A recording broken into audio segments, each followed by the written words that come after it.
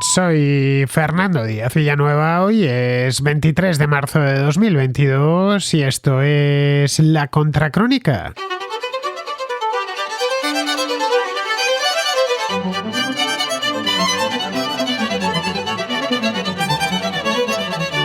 Este lunes, el alto representante de Asuntos Exteriores de la Unión Europea, Josep Borrell, anunció la denominada Brújula Estratégica, una iniciativa que pone la primera piedra para una futura Fuerza Armada Europea común. Hasta la fecha, la Unión Europea contaba con el llamado Eurocuerpo, una fuerza de intervención de tamaño minúsculo supeditada a la OTAN. Esta vez, según parece, quieren ir más lejos. Por primera vez, Bruselas dispondrá de una fuerza de despliegue rápido de unos 5.000 efectivos, más o menos. La idea es que este germen de un ejército europeo esté plenamente disponible en 3 años, tan pronto como los jefes de Estado y de Gobierno de los países miembros de la Unión Europea den su visto bueno, en la cumbre europea que se celebrará esta misma semana, el jueves y el viernes, en Bruselas. Son esos mismos jefes de Estado y de Gobierno los que hace 2 semanas, poco después de que los rusos invadiesen Ucrania, los que hablaron de invertir más y mejor en defensa, algo a lo que llevaban décadas siendo reacios. En los últimos años se ha observado un ligero aumento en este capítulo, pero en casi todos los casos los gastos en defensa se sitúan por debajo del 2% del PIB, un objetivo que los miembros de la OTAN se habían fijado previamente. Tras la invasión de Ucrania, contemplan ahora ese objetivo como un suelo, no como un techo, que es como lo estaban viendo antes.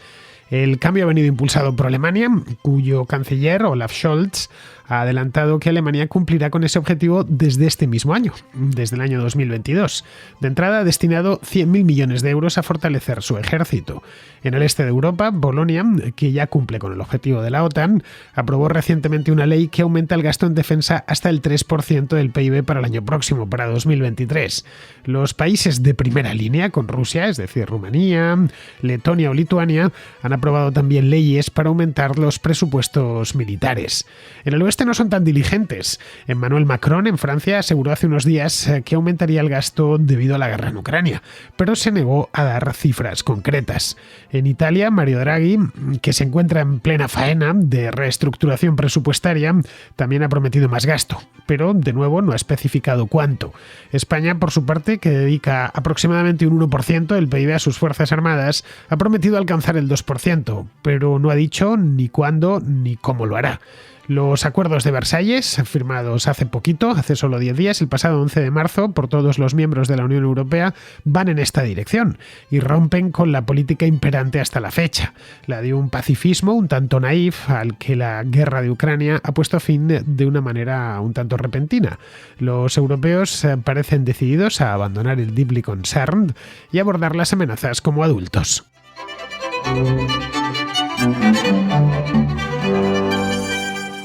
La guerra en Ucrania, y en esto coinciden tanto políticos como analistas, es el nacimiento, un tanto imprevisto, por cierto, de la Unión Europea como un actor militar. Hasta ahora ya lo era desde el punto de vista económico y parcialmente, no del todo, pero sí parcialmente político. La economía de la Unión Europea es muy grande, es tan grande como la de Estados Unidos o la de China, forma parte de los 3 grandes mundiales. Y respecto a los asuntos políticos, pues su voz, de una manera u otra, se deja oír en los principales foros internacionales, desde la ONU al G20, pasando por la Organización Mundial del Comercio o la FAO. Pero desde el punto de vista militar no existe la Unión Europea. Simplemente no es que tenga mayor o menor relieve, es que no tiene absolutamente ninguno. Cada uno de sus 27 miembros se encarga de su propia defensa, así de simple. La mayor parte de ellos, además, están integrados en la OTAN, no todos, pero sí la mayor parte, y por eso mismo comparten información, comparten recursos, hacen ejercicios militares de manera frecuente, pero dentro del marco de la OTAN. Pero vamos, no hay nada parecido a un ejército europeo más allá del diminuto Eurocuerpo, que cuenta con unos 1.000 efectivos acuartelados en Estrasburgo. Del Eurocuerpo, además, no se puede hablar tampoco como si fuese un ejército europeo, porque en este cuerpo solo están 6 miembros de la Unión Europea, no todos, no los 27. Está Francia, está Alemania, que es el origen del Eurocuerpo, está España, Polonia, Bélgica y Luxemburgo. Es decir, que tendríamos exclusivamente 4 4 países grandes: Francia, Alemania, España y Polonia, y luego 2 pequeños, bueno, uno directamente minúsculo, como es el caso de Luxemburgo.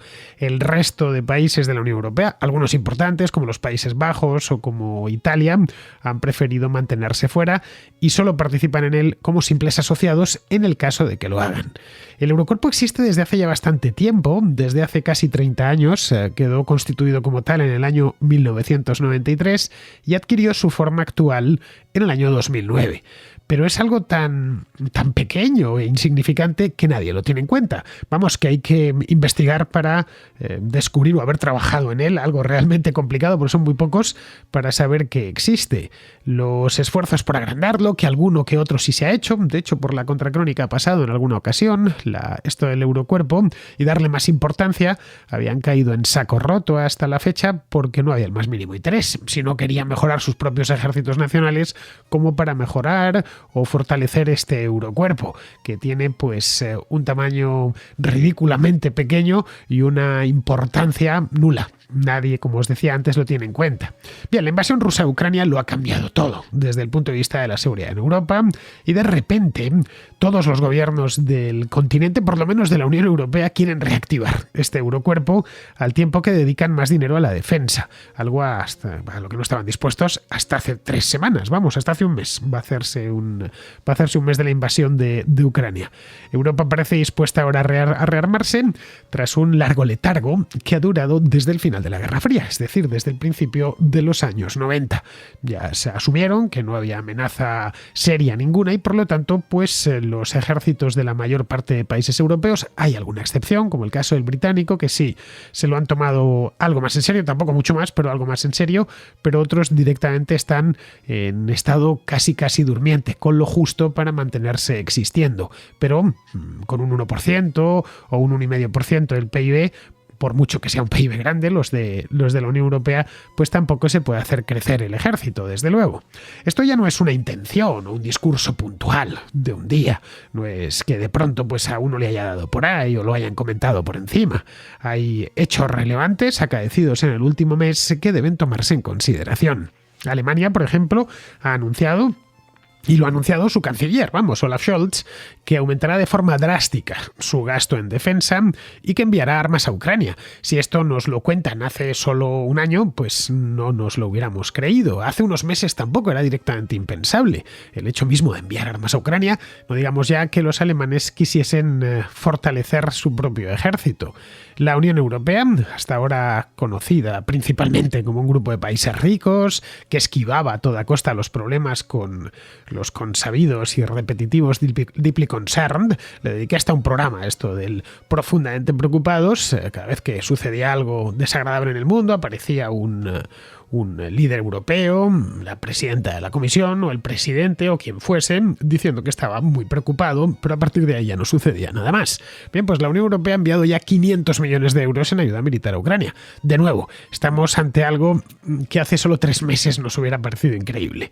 Pero en este punto habría que hacerse unas cuantas preguntas, claro. Una cosa es que de pronto todos actúen y hablen a veces más de la cuenta, diciendo que van a hacer esto, que van a hacer lo otro, y otra distinta es que esto se lo estén tomando realmente en serio. Habría que preguntarse, por ejemplo, cuál debería ser exactamente el papel militar de la Unión Europea en el mundo, que no es una mala pregunta, teniendo en cuenta que si desde el punto de vista económico es tan importante y desde el punto de vista político no lo es, pero sí tiene influencia, ¿cuál es el papel que la Unión Europea quiere representar en el mundo desde el punto de vista militar? Responder a esta pregunta ya no es tan fácil. Los Estados miembros tienen opiniones muy diferentes sobre el tema y, por supuesto, y esto es importante, la OTAN ya se ocupa de la seguridad europea desde el año 1949. Así que la pregunta sería algo así como ¿qué puede hacer exactamente la Unión Europea para aumentar su fuerza militar sin ofender a los mandos de la OTAN, que, por cierto, tienen también su cuartel general en Bruselas, porque la OTAN no tiene su cuartel general en Estados Unidos, en Washington, sino en el continente europeo.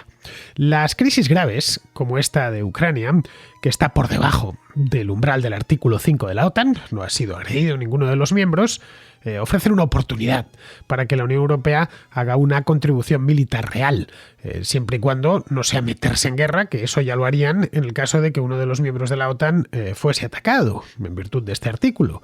La Unión Europea tiene un comité militar compuesto por los jefes de defensa y los ministros de defensa de los Estados miembros, y tienen este comité militar la tarea de trazar una hoja de ruta común. Ese comité lo tiene ahora más fácil de lo que lo tenía hace 3 meses o hace solo un mes, porque Rusia ha traído de vuelta la guerra a Europa, algo tan grave que ni siquiera se consideraba posible a principios de este mismo año. A pesar de que ya en el mes de enero se estaba hablando de la posibilidad de que Rusia invadiese Ucrania, pero era solo una posibilidad. Es más, en buena medida a todo el mundo le pilló de sorpresa el día 24 de febrero por la mañana, cuando nos llegaron las primeras imágenes de los tanques rusos entrando en Ucrania. Bien, incluso para aquellos que calibraban riesgos y hacían prospecciones de futuro, los analistas, era poco menos que imposible que sucediese algo así, sucediese algo como lo que estamos viendo. Cuando sucedió fue un impacto de tal magnitud que provocó la respuesta inmediata y común de toda la Unión Europea. En la cumbre de Versalles, que se celebró hace poquito, pues fue del día 10 al 11 de marzo, los jefes de Estado y de Gobierno discutieron cómo la Unión Europea puede hacerse cargo de esta nueva realidad, que es la nueva y la que va a permanecer con nosotros mucho tiempo. Esto, para que lo hagan, para que se hagan cargo, tienen que partir del hecho que esto ha venido para quedarse y no es algo puntual, no es un asunto que se vaya a pasar dentro de 3 meses ni de 4. Y hace falta también voluntad política, una voluntad política clara. Y ahora parece ser que la Unión Europea está dispuesta. Parece que está además más unida que nunca.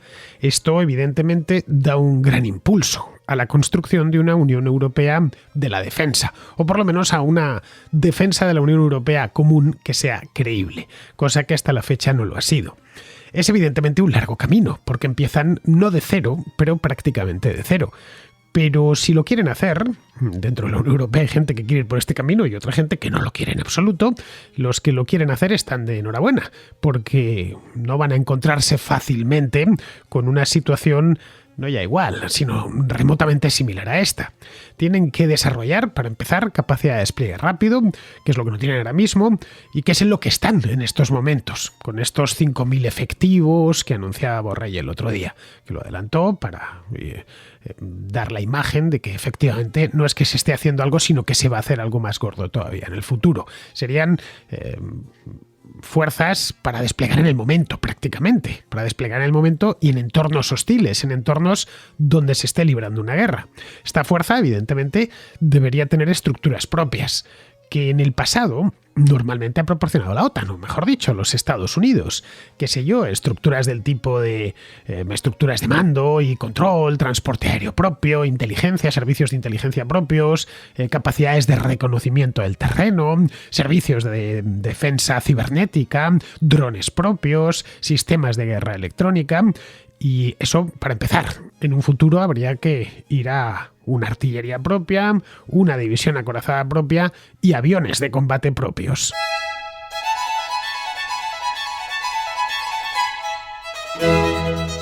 Esto último implica algunos desafíos a los que no se han querido enfrentar hasta ahora, esa es la verdad. Me parecía algo tan directamente increíble que ni se lo habían planteado. Una cosa es intervenir en una crisis menor, de estas de mera estabilización de líneas, al estilo de los cascos azules de la ONU. En esto la Unión Europea sí que tiene experiencia, una ayuda humanitaria, cuidar de que no se liquide a la población civil. Esto se hizo, por ejemplo, en las guerras yugoslavas. Y otra bien distinta es entrar en una zona de combate y estar dispuesto a responder una agresión. Eso es una fuerza de despliegue rápido dispuesta a intervenir.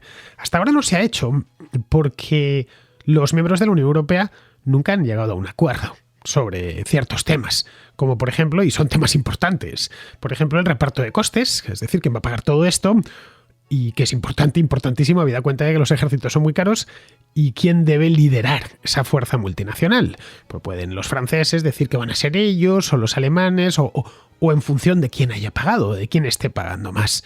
En este caso, pues los alemanes, aunque solo sea por el tamaño del país y el número de habitantes, siempre van a llevar la delantera en el tema, como pasa con la propia Unión Europea. Los alemanes son los que más aportan y esto no se sabe si a los franceses o a los italianos les puede sentar mal. Otra complicación que había era que no debían competir con la OTAN, que ya está allí desde hace 70 años. La OTAN realiza además, aunque solo sea por la experiencia que tiene, los despliegues en el extranjero los realiza de una manera muy competente. Tienen 9 cuerpos de reacción rápida. La nueva capacidad de despliegue rápido de la Unión Europea, la que ha anunciado Borrell, sería algo así como un 10º cuerpo de reacción rápida, pero sin estar directamente a órdenes de la OTAN. Esto supondría un salto importante, porque la Unión Europea pasaría a tener un ejército propio y completamente autónomo.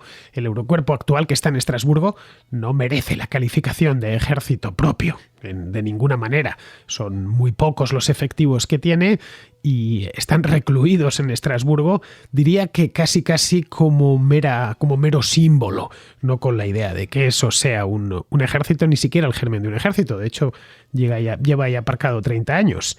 Hay un precedente ya.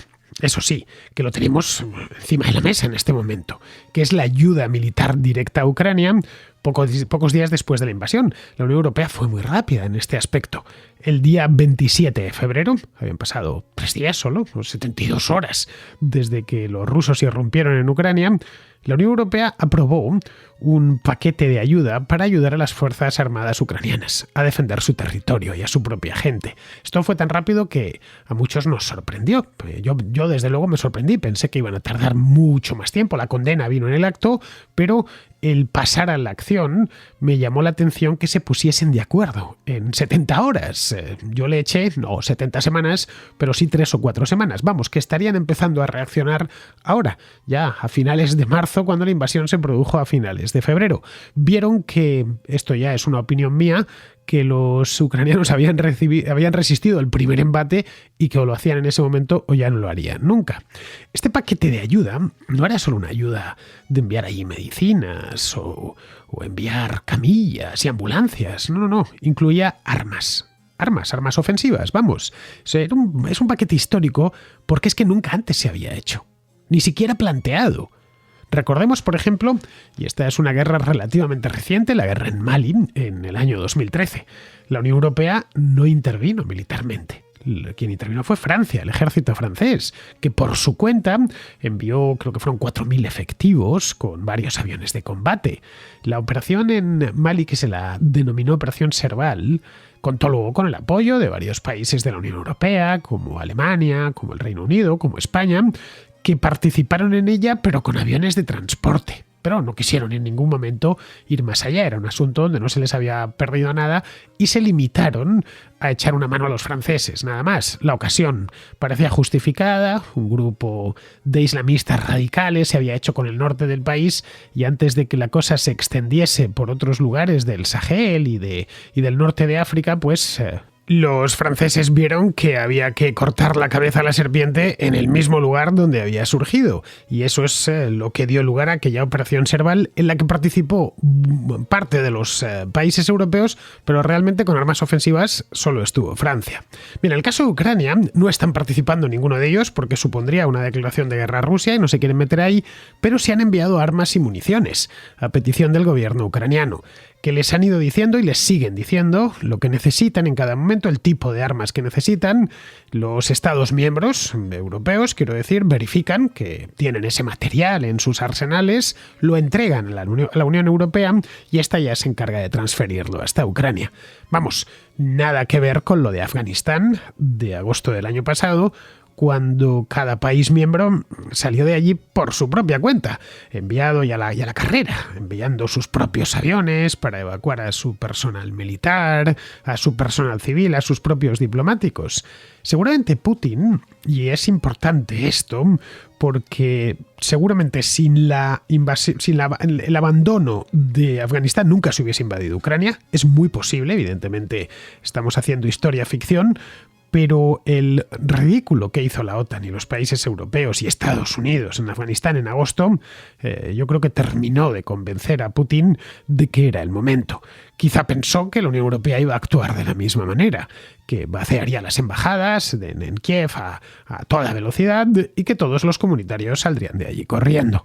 Luego ya, en Bruselas, von der Leyen o quien fuese, leería una condena y asunto zanjado. También les condenaría el Parlamento Europeo y en eso se quedaría todo. Enviarían unas cuantas medicinas y unas ambulancias a Ucrania y fuera, y no habría nada más. Pero no ha sucedido así.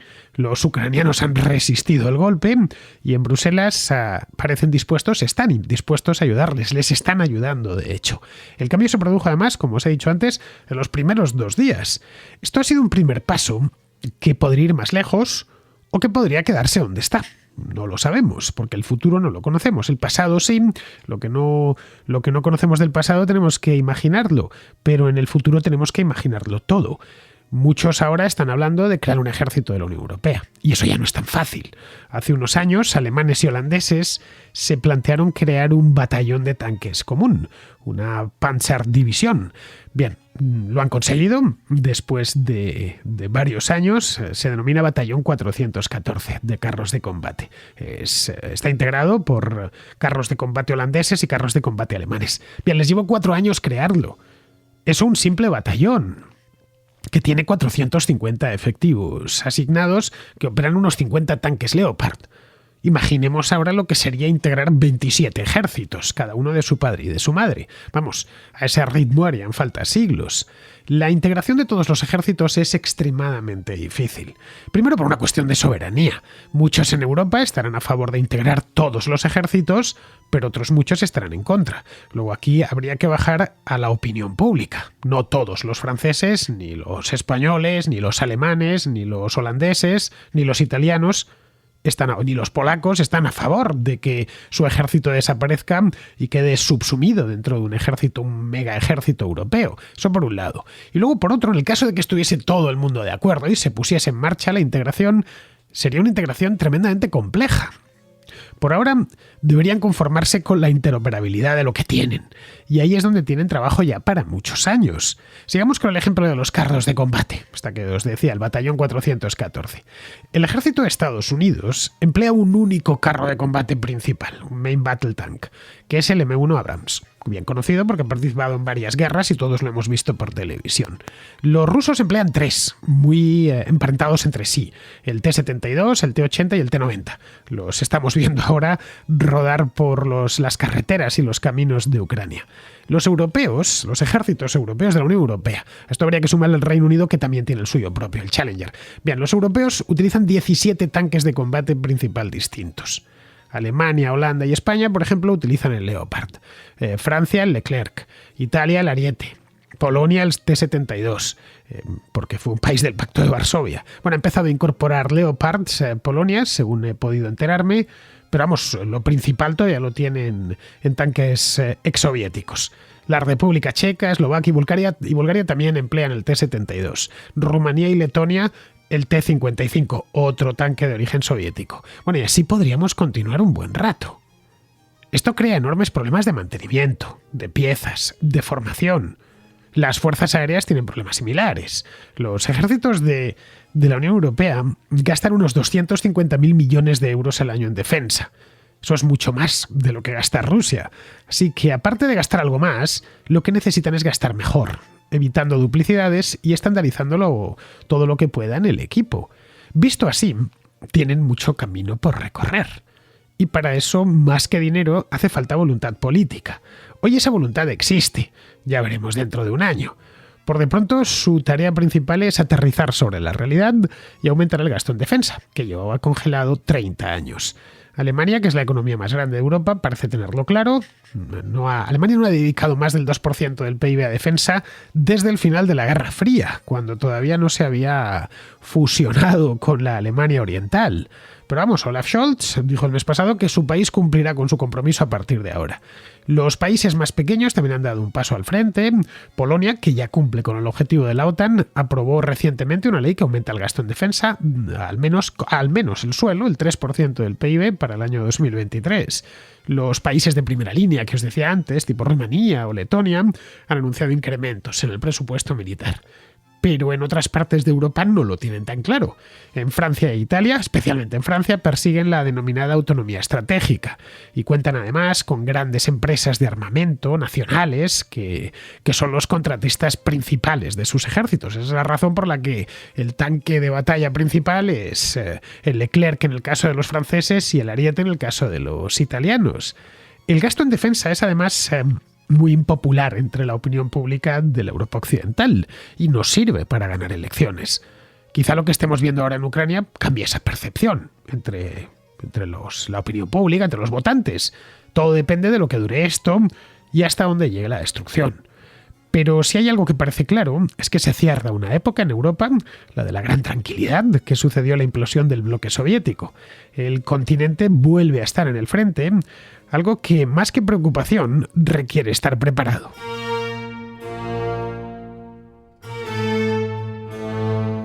Vamos con la contrarréplica, empezamos con Faustino, que nos cuenta lo que están pidiendo los transportistas, que se encuentran en huelga en este momento. Como en los medios de comunicación no están informando bien del problema este del transporte, os lo voy a resumir muy mucho.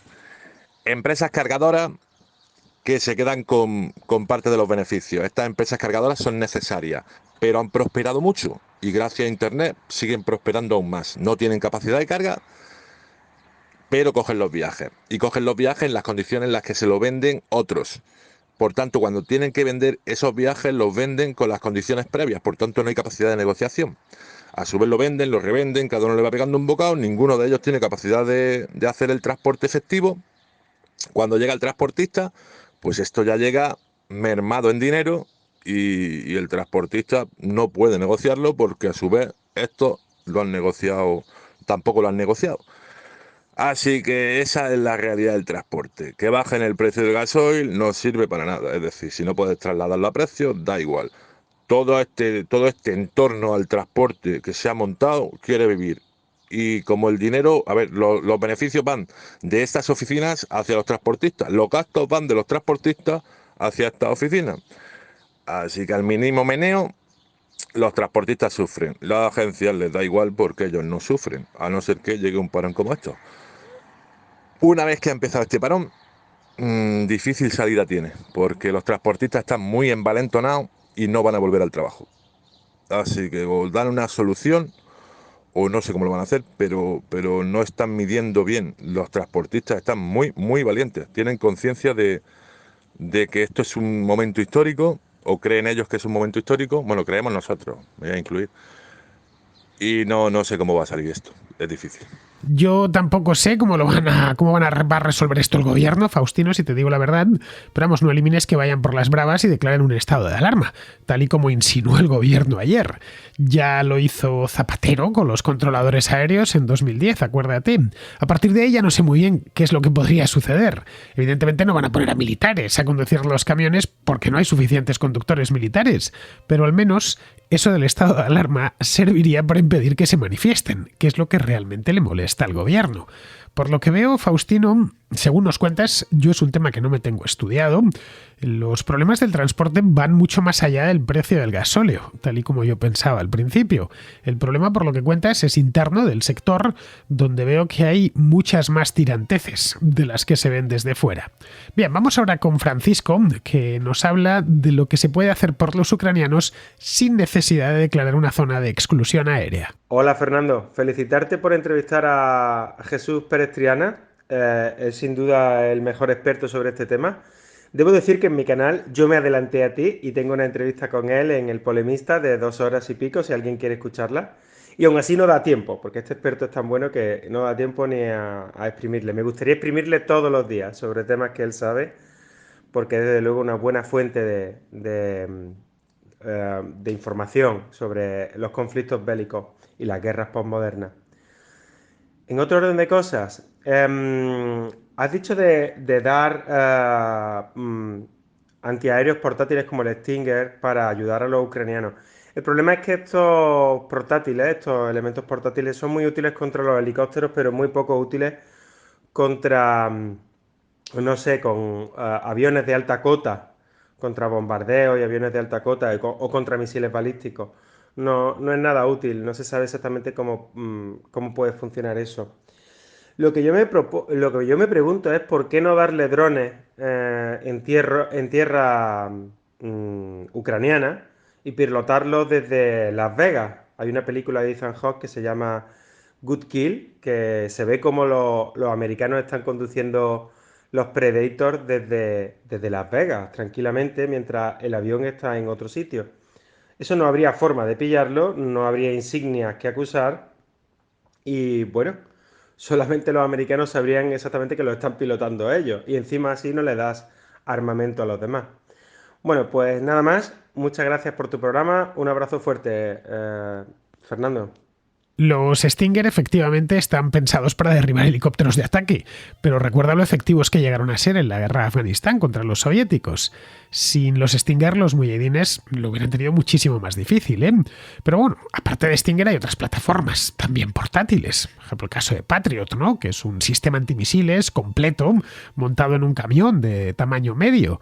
Varios países de la OTAN operan Patriot y tienen personal adiestrado en su uso. Respecto al pilotaje de drones, pues no pueden pilotarlos dentro de territorio de la OTAN o desde una base de la OTAN, porque eso supondría un ataque directo y habría respuesta. A ver, plantéatelo, ¿qué pasa si lo averiguan? Y podría ser que lo averiguasen, claro. No pueden asumir semejante riesgo. Los ucranianos además ya saben operar los Bayraktar turcos, por lo que parece ideal, como comentaba ayer aquí, es hacerles llegar más de ese mismo modelo. De hecho, ellos mismos ya están pidiéndoles más a los turcos, que es el TB2, que además es más barato que los Reaper estos estadounidenses. Bien, seguimos con Elvira, que pregunta por el conflicto del Sáhara. Hola Fernando, mira, quería preguntarte sobre el problema con el Sáhara, bueno, las informaciones que han habido con el Sáhara. Yo siempre he tenido muy liado ese conflicto, tanto las guerras del siglo XIX, en épocas de Isabel II, como las de después, la del desastre de Anual, y todo lo he tenido siempre un poco liado, pero bueno, supongo que tú ya habrás hecho contrahistorias sobre esto. Pero hay una cosa que he estado mirando, que por ejemplo cuando España era un protectorado, que se estableció después del reparto de África como protectorado, el Sáhara era un protectorado y también lo era Marruecos. Entonces se creó pues Cabo Yubi y también bueno, la colonia de Sidi y sobre todo antes de eso, mucho antes de eso, se creó la primera ciudad que se llamaba Villa Cisneros. Entonces allí pues se vivía en total armonía. No había ningún problema en que estuvieran allí los españoles, que fueran protectorado.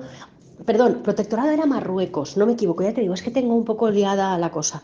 Protectorado era Marruecos. Lo que era colonia, y según la ONU a día de hoy, todavía está todavía colonizada por España, según la ONU,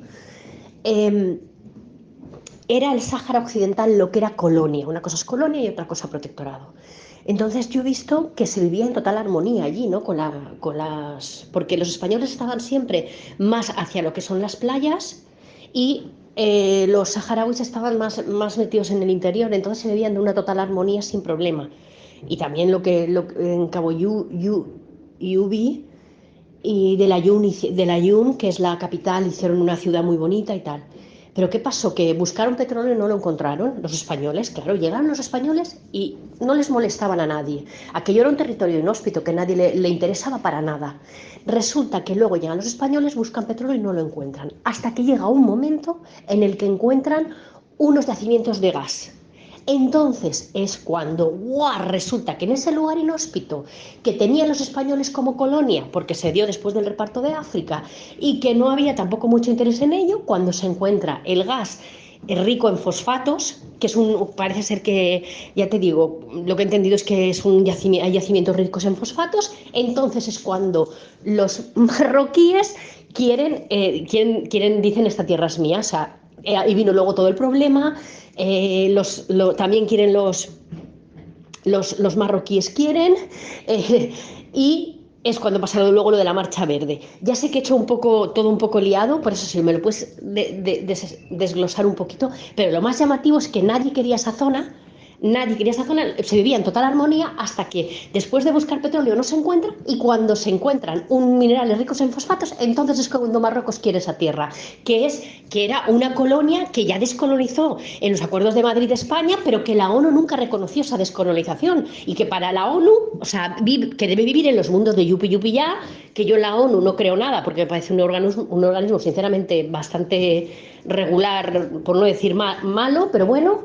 Entonces, ¿qué pasa? No me interesa porque ya ahí no hay nada, pero cuando los españoles van y encuentran fosfatos, entonces sí que me interesa, a Marruecos le interesa. Y como los marroquíes, listos ellos, como ellos solos, han sabido tejer una red de influencias en los que los Estados Unidos y Francia son amigos de ellos, grandes potencias occidentales, pues ahora es que esto es el colmo de todo. O sea, a España la ninguneamos, pero cuando encuentran fosfato nos interesa a nosotros los marroquíes, que somos amigos de los Estados Unidos. Eso ya en época de Hassan II, ya antes ya con el padre de Mohamed VI ya era amiguito Hassan II de quien le convenía, por supuesto, de dos grandes potencias como Francia y Estados Unidos. Entonces, ¿esto qué es? En fin, no me enrollo mucho más, pero si lo puedes desgajar un poco o explicármelo un poco, porque tengo un lío en mi cabeza, te lo agradecería. Saludos. Hay una contrahistoria, Elvira, de hace ya casi 4 años, del verano de 2018, sobre esto que comentas. Se titula España en África. Búscala en mi página web o en el archivo, y en ella hablaba del pequeño imperio colonial español en el continente africano, que se limitó al Sáhara, a Guinea Ecuatorial, el IFNI y el Protectorado de Marruecos. El Sáhara nunca perteneció al Protectorado, que era una colonia aparte, en la que los españoles se establecieron a finales del siglo XIX, en tiempos de Alfonso XII.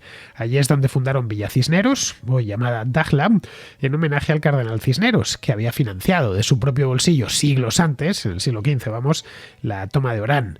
La colonia original de Villa Cisneros creció y fueron reconocidos estos territorios en la Conferencia de Berlín de 1884. Tienes también el contrahistoria sobre ella. La hice un año después, en 2019. Se titula El reparto de África. Lo mismo. Te derivo a mi página web, lo buscas en la cajita de búsqueda que tengo en la web y ahí te aparecerá. España lo que hizo en esa conferencia, mandó a un delegado y reclamó Guinea y el Sáhara. ¿Por qué? Pues porque ya tenía presencia allí y era una de las condiciones que se pusieron. El Sáhara la verdad es que no valía nada y los franceses aceptaron. A partir de ahí se crearon 3 colonias, Cabo Jubí en el norte, Sagia el Hamra en el centro y Río de Oro en el sur. El Cabo Jubí se convirtió en parte del protectorado a principios del siglo XIX, era la parte sur del protectorado, y luego las otras 2 conformarían el Sáhara español. El Cabo Jubí fue descolonizado, como era parte del protectorado, fue descolonizado en el 56, con la independencia de Marruecos, junto a todo el protectorado, los 2 protectorados, el francés y el español.